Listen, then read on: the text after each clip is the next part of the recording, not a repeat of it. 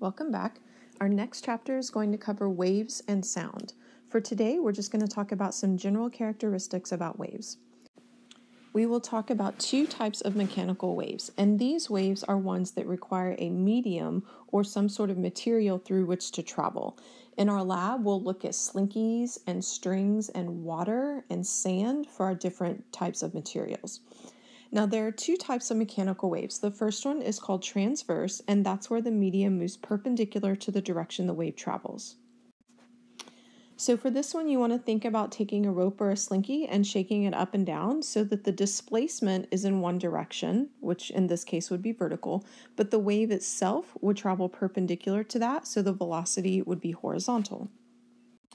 This is the more common type of wave that you're going to see, and you can remember that transverse is perpendicular because the symbol for perpendicular is an upside down T, and the word transverse starts with a T. The other type of wave is called longitudinal, and that's where the medium moves parallel to the direction that the wave travels. So if we think about having a slinky and you were to push forward on the slinky, some of those coils are going to squish together while other ones are more spread apart so that the velocity and the displacement of the wave are both in the same direction. They are parallel to each other. And this would be like water waves. If you just took your hand and pushed on the waves, and you would make the water or the material itself go in the same direction as the velocity of the wave. Remember that the symbol for parallel is two lines. They both look like L's, and longitudinal starts with an L, so you can remember that those two go together. This is just another picture for you, and if you would like to see an animation of these waves, feel free to type in that web address and go explore that on your own. The rest of the vocabulary that we're going to look at apply to both transverse and longitudinal waves. The first thing is called a pulse, and this would be one single disturbance that travels through a medium.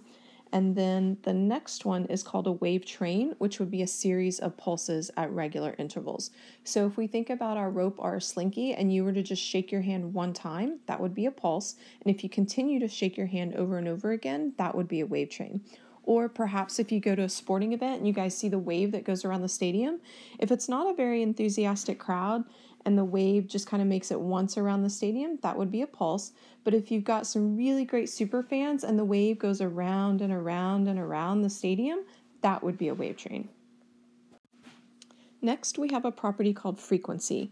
This represents the number of complete oscillations or cycles per second. If you basically see anything followed by per second, that's going to indicate a frequency. In our formulas, we'll see a lowercase f as the variable.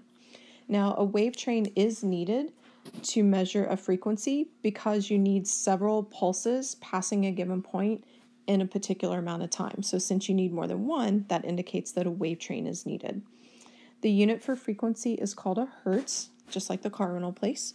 I don't have a formula for you right now because it's going to be used in other formulas, but if you think about how we described something per second in our units, we would put a 1 as a placeholder, and then per second means we're going to divide by seconds. The inverse second or seconds to the -1 is another notation you might see, and this is what's called a hertz, and you'll see it abbreviated Hz. Next, we have the period of a wave. This is represented by a capital T, and it's the shortest time interval during which the wave motion is going to repeat itself. I want you to recognize that it's the opposite or the inverse of frequency. So to calculate the period, we simply take 1 divided by whatever the frequency is, and our answer will turn out to be seconds. Again, period and frequency are going to be inverses of each other. They are opposites. So I have some example problems for you. There are 3 that deal with frequency and 3 that deal with period. I'm going to do one of each, and then you try the others. Our first question asks for the frequency that corresponds to a wave that has a period of 0.2 seconds. So remember, frequency and period are opposites to each other. So whatever I have as the period, I can take 1 over that number, and that'll give me the frequency. So I'm simply going to say 1 divided by 0.20 seconds. And this gives me a frequency of 5 hertz. So you try the next two.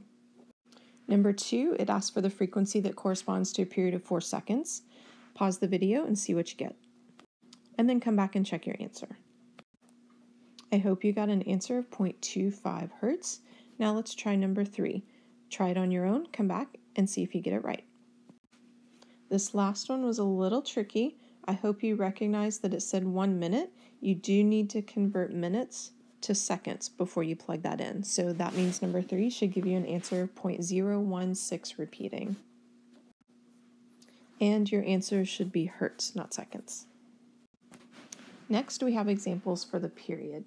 So in order to find the period of a wave, I would simply divide 1 over the frequency. So I'm going to take 1 divided by, and I was told there was a frequency of 12 hertz. So when I divide that out, I should get 0.083 repeating, and period is measured in seconds. Now you try the next 2 and then come back and check your answers.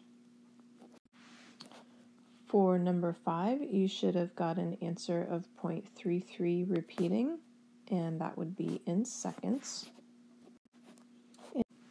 And for this last example problem, you should have gotten 6.7 times 10 to the 3rd seconds. Remember, when you divide by a number in scientific notation, you want to put parentheses around the entire denominator. For our next 2 vocabulary words, we're going to be labeling parts of a wave. The first one is called a wavelength, and it's this Greek letter lambda. It's kind of hard to draw. You might want to draw a little hook up and then down, and then another leg across. It kind of looks like an upside down Y, or some people say a 2-legged giraffe. So however you can remember that, that's the symbol for wavelength. But it is representing the smallest distance between 2 points where a wave pattern repeats itself. So you should have a straight line in your notes. When it says the mean position of the particles, that's just our equilibrium line. That's a reference line. So go ahead and draw a wave as symmetrical as you can, and then label the wavelength.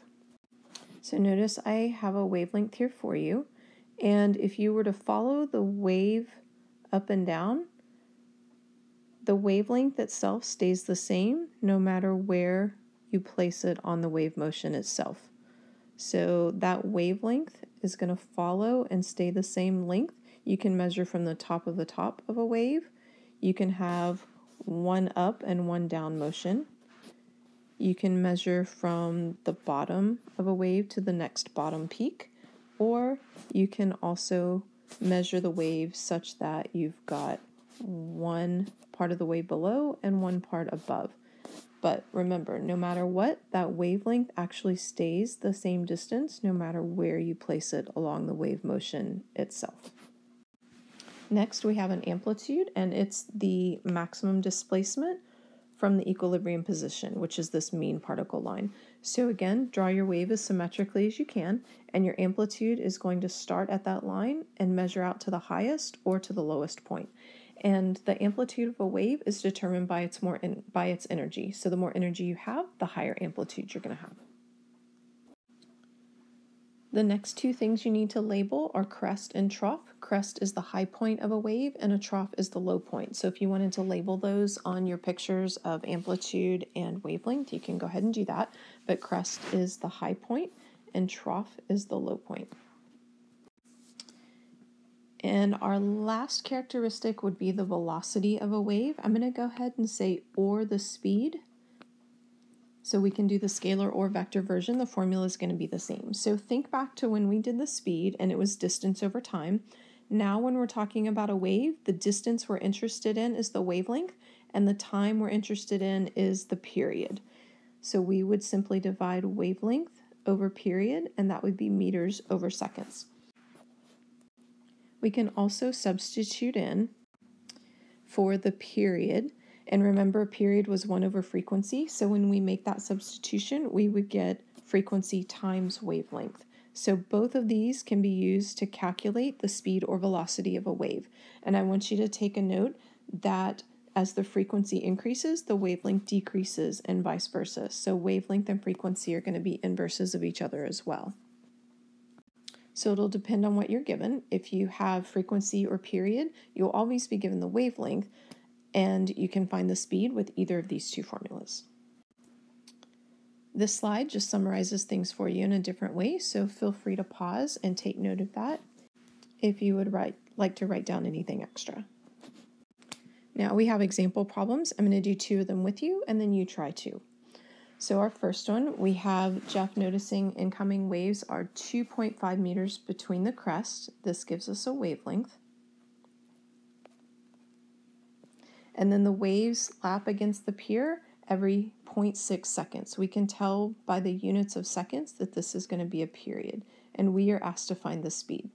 So since we are given wavelength and period, I'm going to use those two to come up with my formula to divide wavelength over period, and I'm simply going to plug in and say 2.5 meters divided by 0.6 seconds.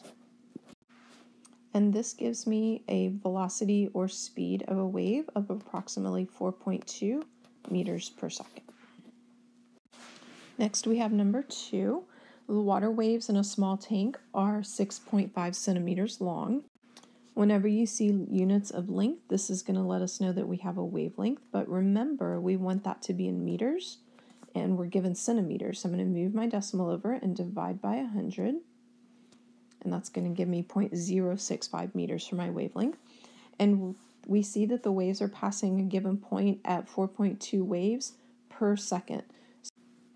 Remember, I told you that whenever you see per second, that's going to indicate a frequency. So we know that we've got a frequency of 4.2 waves per second. So anything per second is a hertz, and we are asked to find the speed.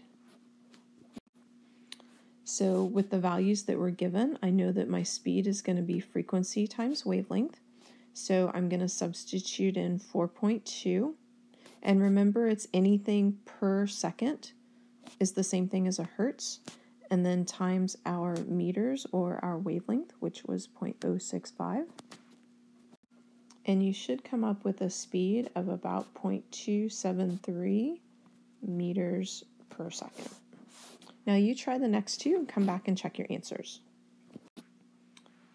So for number 3, you should have gotten an answer of 39 meters per second, so pause and check, and I work through the problem in case you need help and you missed that one. Now try number 4. I do want you to note that you're given the speed and the frequency. Your frequency is in gigahertz, and you do need to change that to hertz. In part A, you only needed the frequency to find the period. And then in part B, I worked it out 2 different ways because you could use either version of the speed formula, but you should come up with the same answer of 0.12 meters for the wavelength. So pause the video if you missed either of these, and you can go back and write down the solutions. For these last few slides, I just have some practice problems for you. So look at the question and check your understanding and see if you get the correct answer. Numbers 1 and 2 use this picture right here, and you are asked to give the wavelength based on A, B, C, D, or E. So see if you can label that correctly. And then the number 2 is to use those same letters and identify the amplitude. I hope you got the correct answers. The wavelength is represented by letter A and the amplitude by letter D. Number 3 is another labeling question. There are several correct answers for the wavelength, but you are choosing from the choices that are given. And then number 4 is asking you to find the frequency for the second hand of a clock. Remember, it takes 60 seconds to go once around, so the period is 60 for number 4. Take a moment and try and see if you can get these correct. For number 3, you should have gotten choice D, from C to G as your wavelength out of the choices that are given. That one is correct. And for number 4, you should have gotten a frequency of 1/60 hertz, which would be choice A. And lastly, these practice with period and frequency, so take a moment and see if you can get them correct as well. With a period of 5 seconds, you should have gotten a frequency of 0.2 hertz. For number 6, you're given a frequency of 440 hertz. In order to find the period, you take the inverse of that number, and you should have gotten 0.00227 seconds. And then lastly, hopefully you recognize by now that the frequency and the period are inversely related to each other, so that would make choice A the correct one. Thank you for your attention. I look forward to the next class because we're going to do some really cool labs with waves.